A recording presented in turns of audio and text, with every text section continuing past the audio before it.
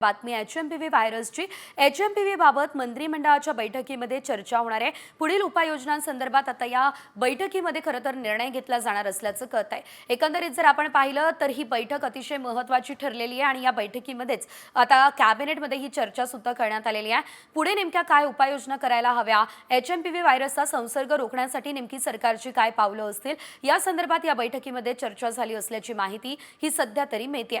एकंदरीत जर आपण बघितलं तर संपूर्ण देशामध्ये 8 तर महाराष्ट्रात सुद्धा 2 एचएमपीव्ही व्हायरसचे रुग्ण जे आहेत ते आढळलेले आहेत आणि त्यानंतरच आता आपली संपूर्ण आरोग्य यंत्रणा सतर्क झाली आहे, अलर्ट झाली असल्याचं आपल्याला पाहायला मिळत आहे।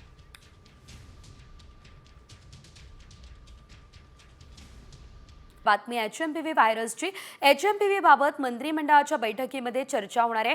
पुढील उपाययोजनांसंदर्भात आता या बैठकीमध्ये खरं तर निर्णय घेतला जाणार असल्याचं कळत आहे। एकंदरीत जर आपण पाहिलं तर ही बैठक अतिशय महत्त्वाची ठरलेली आहे आणि या बैठकीमध्येच आता कॅबिनेटमध्ये ही चर्चा सुद्धा करण्यात आलेली आहे।